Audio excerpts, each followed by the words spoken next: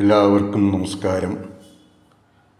ശ്രീമന്നാരായണീയം ദശകം 2 ശ്ലോകം 7-8.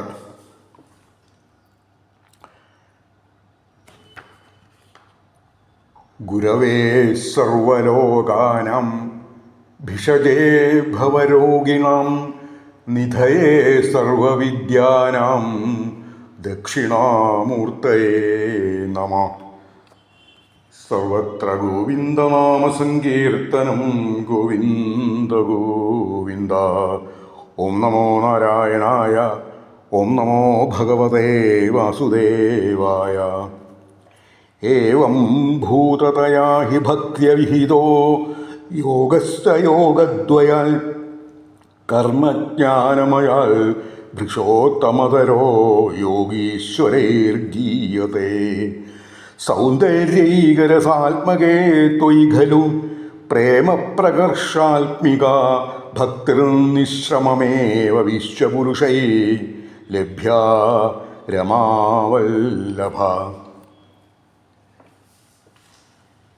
ഇനി ഏതാണ്ട് 4 ശ്ലോകങ്ങളെ കൊണ്ട് മേൽപ്പത്തൂര് ഭക്തിയുടെ മഹത്വത്തെക്കുറിച്ചാണ് വർണ്ണിക്കുന്നത്. അയാളെ ഈ ശ്ലോകത്തിൽ, ഈ 7ാമത്തെ ശ്ലോകത്തിൽ എന്തുകൊണ്ടാണ് വ്യാസ നാരദാദി യോഗീശ്വരന്മാർ ഭക്തിയോഗമാണ് ഏറ്റവും ശ്രേഷ്ഠം, ഏറ്റവും ഉത്കൃഷ്ടമായത് എന്ന് പറയണത് എന്നിവിടെ വിശദീകരിക്കണം. നേരത്തെ കഴിഞ്ഞ ശ്ലോകങ്ങളിലൊക്കെ ഭഗവാന്റെ സച്ചിദാനന്ദമയമായ ആ രൂപത്തിൽ ഭക്തന്മാർ കണ്ണുകൊണ്ടും കാതുകൊണ്ടും മനസ്സുകൊണ്ടും ഹൃദയം കൊണ്ടും ബുദ്ധി കൊണ്ടും ഭഗവാനെ ആരാധിച്ചുകൊണ്ട് ഉപാസിച്ചുകൊണ്ട് എന്തെന്നില്ലാത്ത ആ രസാനുഭൂതി അനുഭവിക്കണു എന്ന് പറയേണ്ടായി. അവിടുത്തെ ആ ഭഗവത് രൂപം ശ്രവണമനനാദികളെ കൊണ്ട് ഭക്തന്മാർ ഉപാസിച്ച് ആനന്ദാനുഭൂതിയിൽ അങ്ങനെ മുങ്ങി പൊങ്ങണു. അപ്പം അതുകൊണ്ടാണ് വ്യാസ നാരദ യോഗീശ്വരന്മാർ ഭക്തി അല്ലെങ്കിൽ ഭക്തിരസം അല്ലെങ്കിൽ ഭക്തിയോഗം ആണ് ഈ യോഗത്രയങ്ങളിലെ ഏറ്റവും ഉത്കൃഷ്ടം എന്നിങ്ങനെ പാടി പുകഴ്ത്താൻ കാരണം. മറ്റ് യോഗങ്ങൾ കർമ്മയോഗമാണെങ്കിലും ജ്ഞാനയോഗമാണെങ്കിലും ഭക്തിയോഗത്തെ പോലെ അത്ര എന്താ പറയുക എളുപ്പമല്ല. എന്തായാലും ഭഗവാനെ ഉപാസിക്കാൻ അനവധി ഉപാധികളുണ്ട്, മാർഗങ്ങളുണ്ട്. അപ്പോൾ ഓരോ ഉപാധിക്കും ഓരോ മാർഗത്തിനും അതിൻ്റേതായിട്ടുള്ള മഹത്വമുണ്ട്, അതിൻ്റേതായിട്ടുള്ള ആ ഔന്നത്യം ശ്രേഷ്ഠത ഉണ്ട് എന്നുള്ള കാര്യത്തിൽ സംശയമില്ല. പക്ഷേ നമ്മൾ സാധാരണ പറയാറില്ല, ഈ തമ്മിൽ തട്ടിച്ചു നോക്കുമ്പോൾ ഭക്തിയോഗത്തിനാണ് കർമ്മയോഗത്തെക്കാളും ജ്ഞാനയോഗത്തെക്കാളും ഉത്കൃഷ്ടം അല്ലെങ്കിൽ ശ്രേഷ്ഠത എന്നിവിടെ ഇങ്ങനെ പറയണു. അത് വേദവ്യാസ മഹർഷിയായാലും നാരദ മഹർഷിയായാലും അങ്ങനെ യോഗീശ്വരന്മാർ ഭഗവാനെ ആശ്രയിക്കുന്നു. അനവധി ഋഷീശ്വരന്മാർ ഭഗവാനെ ആശ്രയിക്കുന്നുണ്ട്. അപ്പോൾ ആ യോഗീശ്വരന്മാർ, പ്രത്യേകിച്ച് വേദവ്യാസനും അല്ലെങ്കിൽ വ്യാസ നാരദാദി മഹർഷിമാർ ഈ ഭക്തിയോഗം ആണ് ഏറ്റവും ഉത്കൃഷ്ടം എന്നിങ്ങനെ പാടി പുകഴ്ത്താൻ കാരണം വേറൊന്നുമല്ല, ഗുരുവായൂരപ്പൻ്റെ അല്ലെങ്കിൽ ഭഗവാന്റെ ഈ ഒരു ശ്രേഷ്ഠത കൊണ്ടാണ്. ഭക്തന്മാർ ശ്രവണമനനാദികളെ കൊണ്ട് അവിടുത്തെ ആ രൂപം, ആ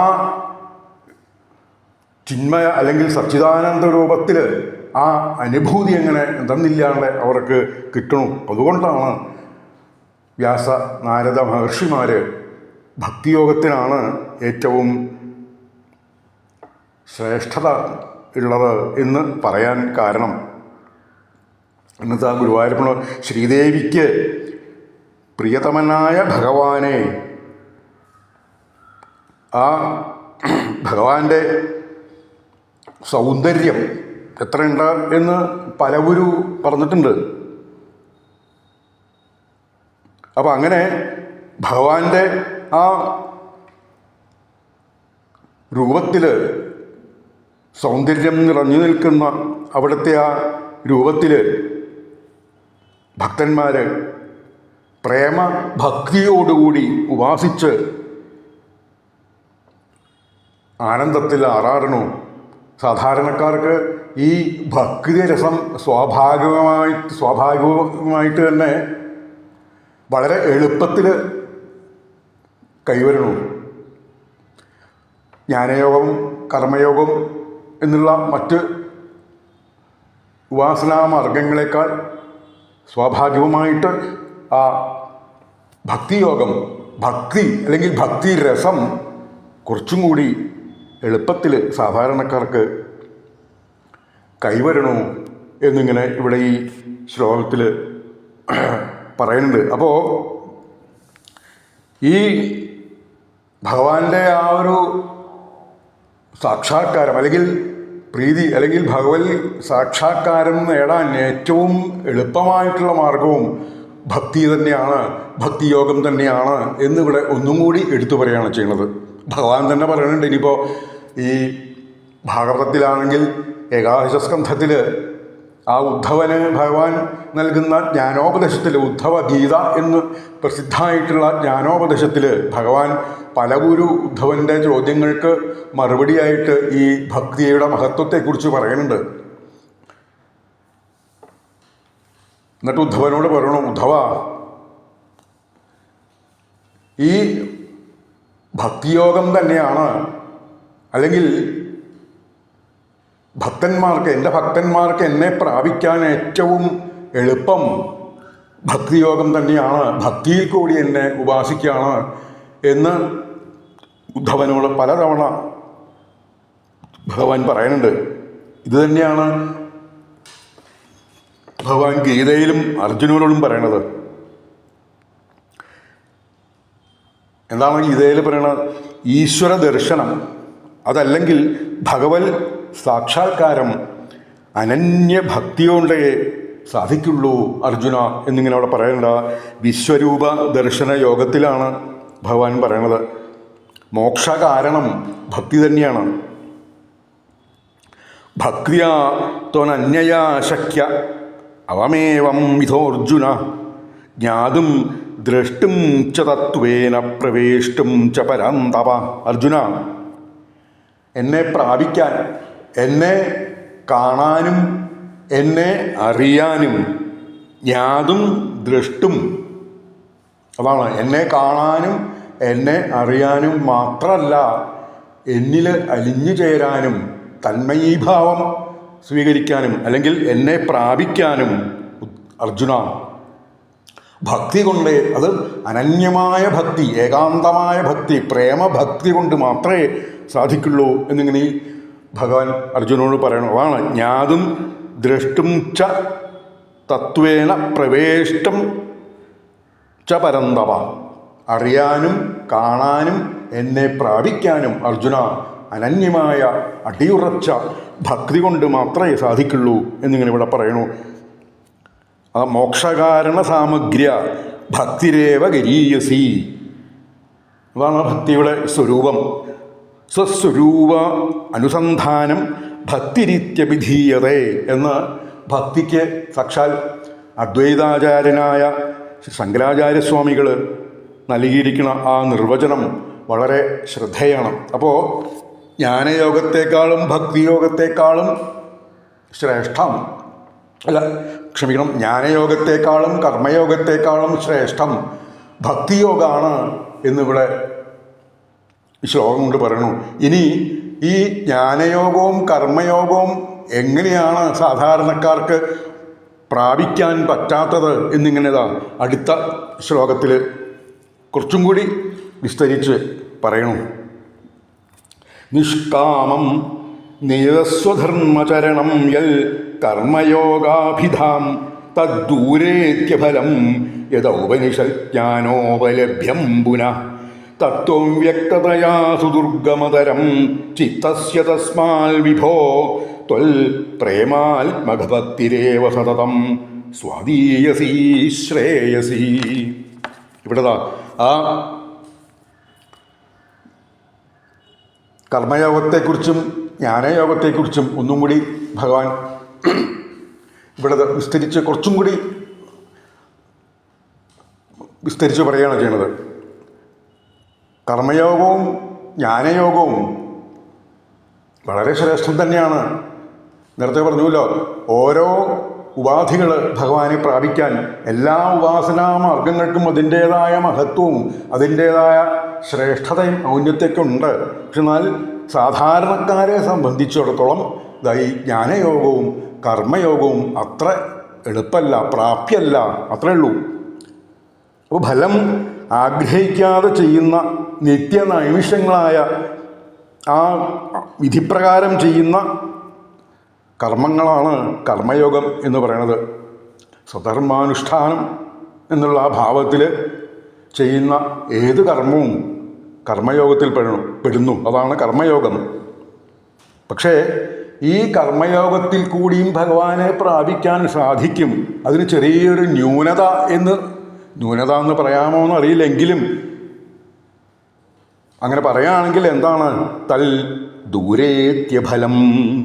അത് വളരെ ഫലം നൽകും, പക്ഷേ അത്ര പെട്ടെന്ന് ഈ കർമ്മയോഗത്തിൻ്റെ ഫലം കിട്ടില്ല. കുറച്ച് കാലത്തിന് ശേഷമേ ഈ കർമ്മയോഗത്തിൻ്റെ ഫലം കൈവരുള്ളൂ ആ കർമ്മം ചെയ്യുന്നവർക്ക്. അതാണ് തൽ ദൂരേത്യഫലം എന്ന് പറയാൻ കാരണം. പിന്നെ ഈ ജ്ഞാനയോഗം എന്ന് പറഞ്ഞാൽ എന്താ? ഉപനിഷത്തിൽ കിട്ടുന്ന ആ തത്വജ്ഞാനം, ഇതാണ് ജ്ഞാനയോഗം. ഈ ജ്ഞാനയോഗോ അതും കിട്ടാൻ അത്ര എളുപ്പമല്ല. കാരണം അത് ഇന്ദ്രിയഗോചരല്ല, ഇന്ദ്രിയ പ്രത്യക്ഷ അല്ലാത്തതുകൊണ്ട് സാധാരണക്കാർക്ക് മനസ്സിന് പിടികിട്ടാൻ കുറച്ച് പ്രയാസമാണ്. മനസ്സിനും ബുദ്ധിക്കും പിടികിട്ടാൻ കുറച്ച് പ്രയാസമാണ്. അത്ര ജ്ഞാനികൾക്കേ ഇത് പറ്റുള്ളൂ, സാധാരണക്കാർക്ക് അത്ര അങ്ങോട്ട് പ്രാപ്യമല്ല. അതുകൊണ്ടാണ് ഈ കർമ്മയോഗവും ജ്ഞാനയോഗവും അത്ര സാധാരണക്കാരെ സംബന്ധിച്ചിടത്തോളം ഭഗവത് സാക്ഷാത്കാരത്തിന് അത്ര പ്രാപ്യം അല്ല എന്ന് പറയാൻ കാരണം. അതുകൊണ്ടാണ് മേൽപ്പത്തൂർ ഇവിടെ ഗുരുവായൂരപ്പനോടായിട്ട് തന്നെ പറയാണ്, ഹേ വിഭോ, അങ്ങയെക്കുറിച്ചുള്ള അല്ലെങ്കിൽ അവിടുത്തെ പാതാരവിന്ദലത്തിലുള്ള അനന്യമായ ഭക്തി, പ്രത്യേകിച്ച് പ്രേമ ഭക്തി തന്നെയാണ് എപ്പോഴും അതിമധുരമായിട്ടുള്ളതും അല്ലെങ്കിൽ ശ്രേയസ്കരമായിട്ടുള്ളതും എന്ന് മേൽപ്പത്തൂര് ഗുരുവായൂരപ്പനോട് തന്നെ ആയിട്ട് ഇവിടെ അടിവരയിട്ട് പറയണു. ഭാഗവതത്തിൽ നേരത്തെ പറഞ്ഞില്ലേ, ഉദ്ധവനോട് ഭക്തി മഹത്വത്തെക്കുറിച്ചൊക്കെ ഭഗവാൻ പറയുമ്പോൾ, ഉദ്ധവ, ഗംഗാപ്രവാഹം പോലെ എന്നിലേക്ക് ഒഴുകി വരുന്ന ആ നിഷ്കാമ ഭക്തി ഉണ്ടല്ലോ, ആത്മസമർപ്പണത്തോടുകൂടി ഉള്ള ആ ഭക്തി, പ്രേമഭക്തി ഇങ്ങനെ ഒഴുകി വരണത്, ആ പ്രേമ ഗംഗാപ്രവാഹം പോലെ എന്നിലേക്ക് ഒഴുകി വരുന്ന നിഷ്കാമഭക്തി, പ്രേമഭക്തിയുടെ ഉറവിടം അന്വേഷിച്ച് പോവുകയാണെങ്കിൽ ഉദ്ധവ, വേറെ എവിടെയും പോകേണ്ട ആവശ്യമില്ല, വൃന്ദാവനത്തിലേക്ക് ചെന്നാൽ മതി. അതിനുള്ള ആ പ്രമാണം അവിടെ കാണാൻ സാധിക്കും. അവിടെ കുറച്ച് അധികം ഒന്നും അറിവില്ലാത്ത തപസ്സെന്താണ്, അല്ലെങ്കിൽ കർമ്മയോഗം എന്താണ്, ജ്ഞാനയോഗം എന്താണ്, ഇതൊന്നും അറിയാത്ത അതിശുദ്ധകളായിട്ടുള്ള, എന്നെ മാത്രം മനസ്സിൽ ഏത് നിമിഷവും എന്നെ മാത്രം സ്മരിച്ചുകൊണ്ട്, എൻ്റെ ഗീതങ്ങൾ മാത്രം പാടിക്കൊണ്ട്, എൻ്റെ കഥകൾ മാത്രം പറഞ്ഞുകൊണ്ട്, എൻ്റെ നാമങ്ങൾ മാത്രം ജപിച്ചുകൊണ്ട് അവിടെ കുറച്ച് വനിതാരത്നങ്ങളുണ്ട്. അവിടെ ചെന്നാൽ ആ അനന്യഭക്തിയുടെ, ഏകാന്തഭക്തിയുടെ, നിഷ്കാമഭക്തിയുടെ അല്ലെങ്കിൽ അതിലുപരി പ്രേമഭക്തി എന്താണ് എന്ന് അവിടെ ചെന്നാൽ കാണാൻ സാധിക്കും. ഭാഗവതത്തിൽ മാഹാത്മ്യത്തിൽ 2-ാമത്തെ അധ്യായത്തിൽ ആ ശ്ലോകം തന്നെ അതിനുദാഹരണമാണ്. നരവോഭിർന്നവേദൈശ്ച ജ്ഞാനേനാവികർമ്മണ ഹരിർഹി സാധ്യതേ ഭക്തിയാ പ്രമാണം തത്ര ഗോപിക. ഭാഗവതത്തിലെ മാഹാത്മ്യത്തിലെ 2-ാമത്തെ അധ്യായത്തിൽ ഗോപികമാരുടെ ഭക്തിയെക്കുറിച്ച് പറയുന്നുണ്ട്. ഇങ്ങനെയുള്ള ആ പ്രേമ ഭക്തി, എന്തെന്നില്ലാത്ത അനന്യമായ ആ പ്രേമ ഭക്തിക്ക് പ്രമാണം ആരാണ് എന്ന് ചോദിച്ചാൽ രണ്ടാമതൊന്ന് ആലോചിക്കേണ്ട ആവശ്യമില്ല, ഗോപികമാർ തന്നെയാണ് എന്ന് ഭാഗവതത്തിൽ പറഞ്ഞു. ഇവിടെ മേൽപ്പത്തൂർ ഗുരുവായൂരപ്പനോട് പറയണു, ജ്ഞാനയോഗത്തെക്കാളും കർമ്മയോഗത്തെക്കാളും ഭഗവാനെ അവിടത്തെക്കുറിച്ചുള്ള ആ അതിമധുരമായിട്ടുള്ള സ്മരണ, നാമങ്ങൾ, കീർത്തനങ്ങൾ പാടിക്കൊണ്ട് ഗോപികമാരെ പോലെ സാധാരണക്കാരായ ഭക്തന്മാർ ഭക്തിയോഗത്തിൽ കൂടി അവിടുത്തെ ഉപാസിക്കണില്ലേ? അതുതന്നെയാണ് ഏറ്റവും, ആ പ്രേമഭക്തി തന്നെയാണ് ഏറ്റവും ശ്രേയസ്കരമായിട്ടുള്ളത് എന്ന് ഗുരുവായൂരപ്പനോടായിട്ട് തന്നെ ഭഗവാൻ തൻ്റെ മുമ്പിലിരുന്ന് കഥ കേൾക്കുന്ന ആ ഗുരുവായൂരപ്പനോട് തന്നെ മേൽപ്പത്തൂര് പറയുകയാണ് ചെയ്യുന്നത്. ഇനിയുള്ള ശ്ലോകങ്ങളിലും ആ ഭക്തിയുടെ മഹത്വത്തെക്കുറിച്ച് കൂടുതൽ മേൽപ്പത്തൂര് വർണ്ണിക്കണു. അത് നമുക്ക് നാളെ വിവരിക്കാം. സർവത്ര ഗോവിന്ദനാമ സങ്കീർത്തനം, ഗോവിന്ദ ഗോവിന്ദ.